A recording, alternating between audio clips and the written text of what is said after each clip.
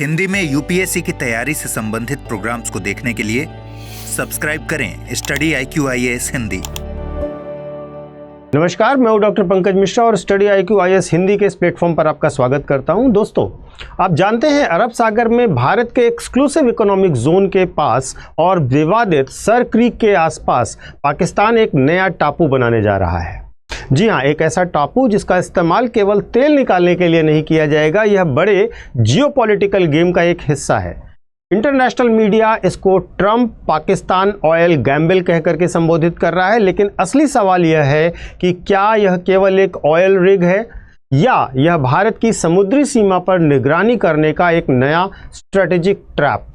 आज के वीडियो में हम डिकोड करेंगे पाकिस्तान के इस नकली टापू का भारत के लिए संभावित खतरा और साथ ही साथ इसमें डोनाल्ड ट्रंप की भूमिका। और सबसे महत्वपूर्ण, यूपीएससी के नज़रिए से अगर हम कहें तो UNCLOS यानी कि UNCLOS की आर्टिकल 60 इस संबंध में क्या बात कहती है, क्या पॉइंट देती है। तो चलिए शुरू करते हैं। ये न्यूज़ है इकोनॉमिक टाइम्स की, जहां पर Pakistan is building an artificial island and what Trump has to do with it.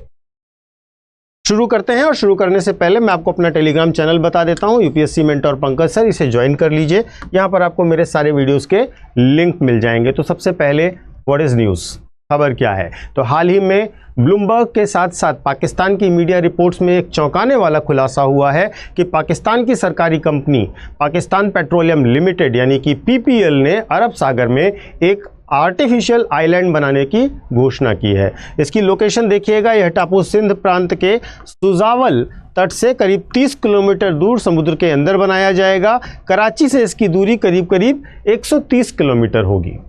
आधिकारिक रूप से पाकिस्तान का यह कहना है कि उसे उम्मीद है कि यहाँ समुद्र के नीचे तेल और गैस का एक विशाल भंडार है। चूंकि यहाँ पानी गहरा है और लहरें तेज हैं, इसीलिए यहाँ पर उन्हें एक परमानेंट आइलैंड चाहिए होगा, परमानेंट टापू चाहिए होगा, जहाँ वे 24 घंटे ड्रिलिंग कर सकें। लेकिन दोस्तों, कहानी इतनी सीधी नहीं है जैसी दिख रही है। इसके पीछे की टाइमिंग और मंशा कई सवाल खड़े कर रही है।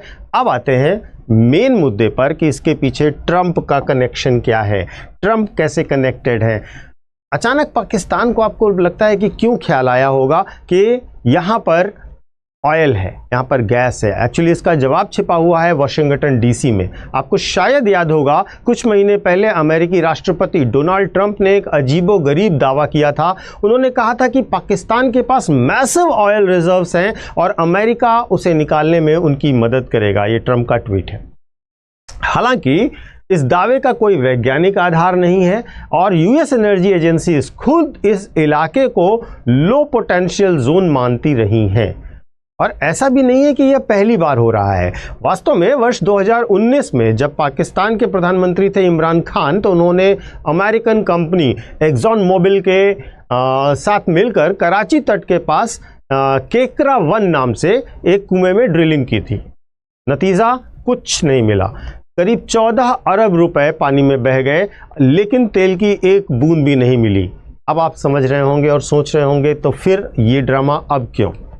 वास्तव में एक्सपर्ट्स का ये मानना है कि पाकिस्तान की सरकार और वहाँ का इस्टेब्लिशमेंट यानी कि सेना यह प्रोजेक्ट सिर्फ ट्रंप को खुश करने के लिए ला रही है, IMF और वर्ल्ड बैंक से कर्ज पाने के लिए ला रही है और इसी के चक्कर में एक होप नैरेटिव फैला रही है, एक आशा की किरण दिखा रही है।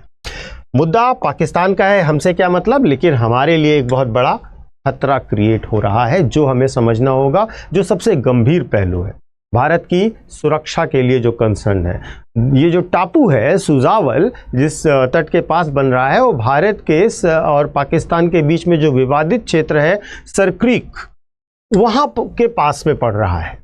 यहाँ से क्या हो सकता है, यहाँ से 2 बड़े कंसर्न हो सकते हैं। पहला कंसर्न है स्ट्रेटेजिक सर्वेलांस का, यानी कि निगरानी का खतरा, जहाँ पर अगर आप इस एरिया में एक स्थायी टापू परमानेंट स्ट्रक्चर बना लेते हैं तो पाकिस्तान बाद में यहाँ पर रडार और सर्विलांस सिस्टम लगा सकता है, क्योंकि पाकिस्तान के पास आइलैंड बनाने की टेक्नोलॉजी नहीं है।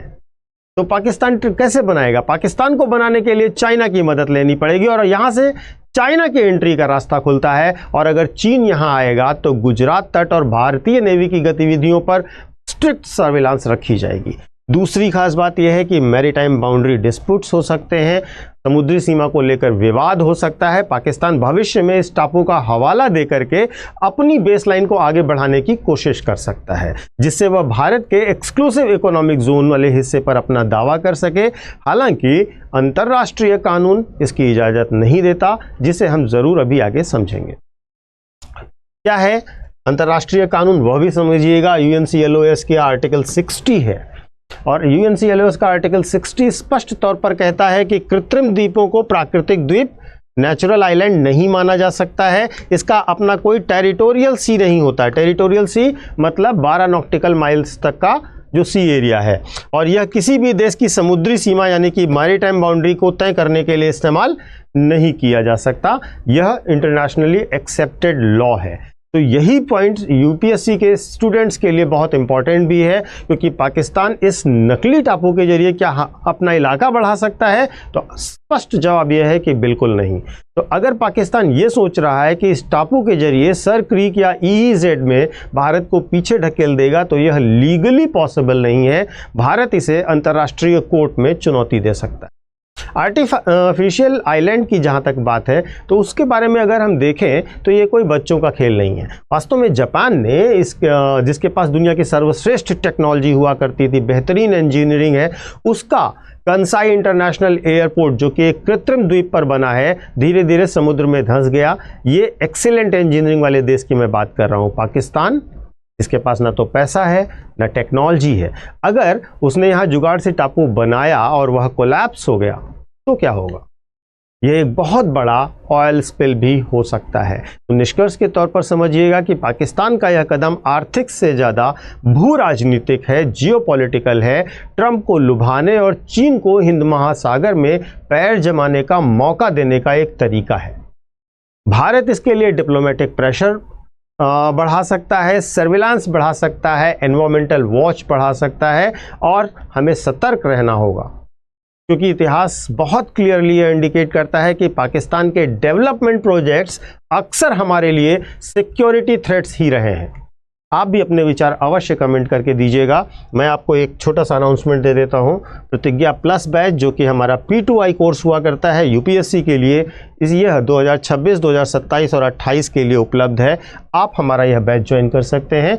अभी हमारे यहाँ फ्लैश सेल चल रही है स्टडी IQ पर, जिसके अंतर्गत आपको मैक्सिमम डिस्काउंट दिया जाएगा और आप हमारे बैचेस को बहुत ही मिनिमम फीस पर ज्वाइन कर सकते हैं। बैच चाहे आप हिंदी मीडियम में लें, इंग्लिश में लें या इंग्लिश मीडियम में लें, प्रत्येक मीडियम में ज्वाइन कर सकते हैं। सबसे महत्वपूर्ण रूप से यह ध्यान रखिएगा कि यह फ्लैश सेल केवल कल तक है, 21 तारीख तक। तो आज आप इसको ज्वाइन कर सकते हैं। इसमें आपको पूरा 18 बुक का सेट, मेंटोरशिप, रेजिडेंशियल प्रोग्राम सब कुछ दिया जाएगा, और इसकी डिटेल्स आप हमारे डिस्क्रिप्शन बॉक्स में दिए गए लिंक पर कमेंट करके हमारी वेबसाइट पर या हमारे ऐप पर जाकर के देख सकते हैं। Thank you so much. Hindi में UPSC की तैयारी से संबंधित प्रोग्राम्स को देखने के लिए सब्सक्राइब करें स्टडी IQ IAS हिंदी।